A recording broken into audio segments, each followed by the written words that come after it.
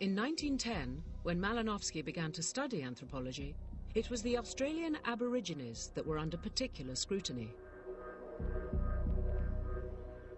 Reports told of promiscuity and multiple sexual partners. It was the Aborigines' apparent lack of any family structure that confirmed their place at the base of social evolution. But Malinowski wasn't impressed with this conclusion. Everyone acquainted with ethnographic information in general, and that of Australia and its Aborigines in particular, knows how ambiguous and confused it is on nearly every point. Keen to get ahead in his new line of work, Malinowski took a thorough look at all the data on Aboriginal family life. He looks at all this material, at the Australian material. He looks at censuses. He looks at photographs. He looks at descriptions of who are interacting with whom in the villages. And his research led him to a radically different conclusion.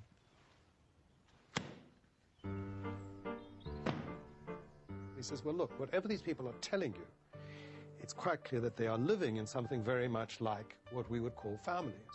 You have a man with one or two, sometimes three women whom he's living with on a long-term basis, over whom he has more or less exclusive rights of various kinds, including sexual rights. Their children are very close to him. They live together in one or two adjoining huts. They cook together, they eat together. Well, that's a family. Malinowski said, it looks like a family, it talks like it's a family, even if it doesn't call itself a family. This initial research confirmed his view that anthropology was riddled with prejudices and lacked rigor.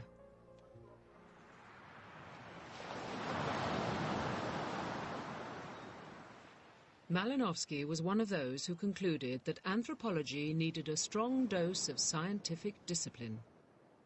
And with a degree in maths and physics, he had exactly the right credentials. The work of scientifically trained observers, like myself, once seriously applied to anthropology, will yield results of surpassing value. So far, it has been done solely by amateurs, and therefore done, on the whole, indifferently.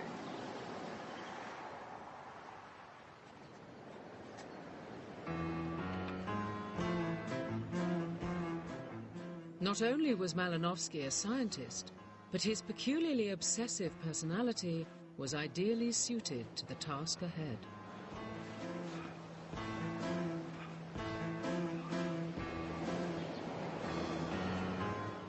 Malinowski's life was one long struggle for personal perfection, both mentally and physically. Particularly from reading the diaries, I thought that he had this really introspective side where he was, I thought his diary, I think he saw it as a tool. He was a perfectionist for himself. You know, yes, yeah. yes. Yeah. He wished to make his life perfect if he could.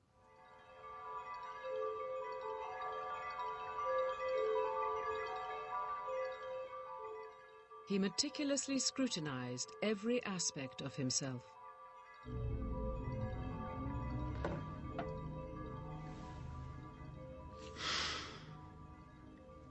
With me, the extremism in self-analysis is pathological, and it leads towards a morbid exaggeration. First, there was his alarmist obsession with health.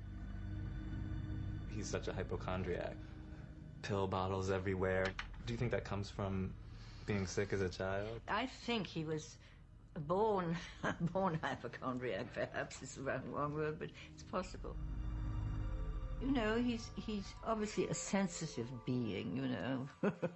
but putting it mildly. Putting it mildly. His nervous disposition was so extreme that Malinowski relied on the somewhat dubious panacea of the time, regular injections of arsenic.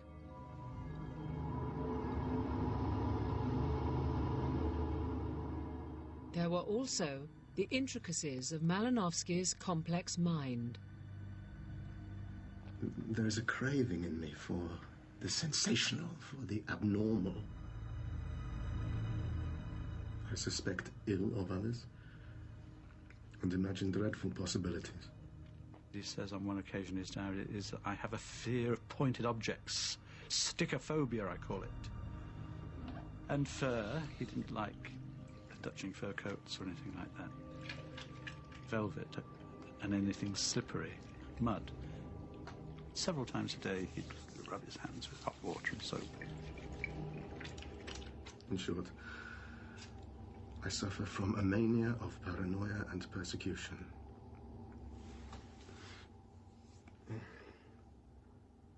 And all this was hand in hand with my poor health and my bad nerves.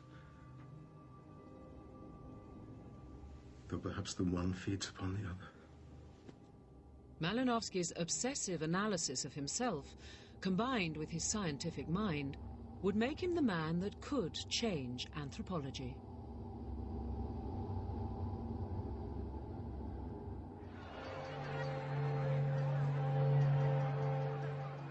By 1914, the more forward-thinking of the profession were keen on their students taking the equivalent of an anthropological gap year.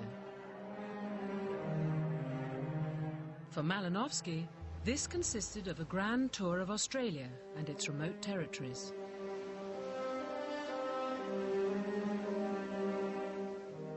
Leaving behind his beloved mother, he set off on a busy schedule with many stop-offs. After 3 months, Malinowski reached Papua New Guinea.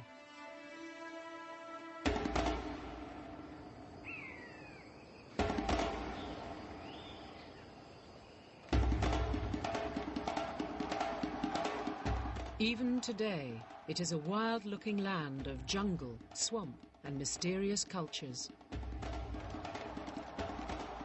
Popular imagination, I suppose Papua was a dark, cannibal-ridden, a savage place. I mean, a real redoubt of savages.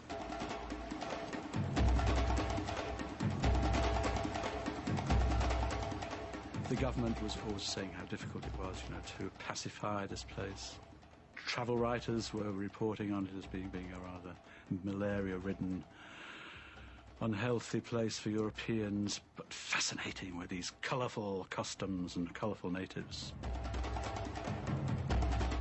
This dark place was the essence of all things primitive and a dream come true for the young anthropologist. But being a sickly, self-obsessed hypochondriac, Papua New Guinea was also Malinowski's own private hell. He knew he was entering into a dangerous place. What worried him, I think, more than anything else, was the heat. I have a strong fear of the tropics, an abhorrence of heat and sultriness. Overtaxed heart, nervousness. There is a taste in my mouth and a pain behind my eyes. I think I may vomit. If I do, I'm sure it is tuberculosis. Now, perhaps a lack of exercise is at the root of this condition. Or the tinned food. I must get more exercise, especially in the morning and in the evening. Arsenic is indispensable, but I must not exaggerate the quinine. Also a somewhat congested nose and throat. I am beginning to believe the hypothesis that I am about to die.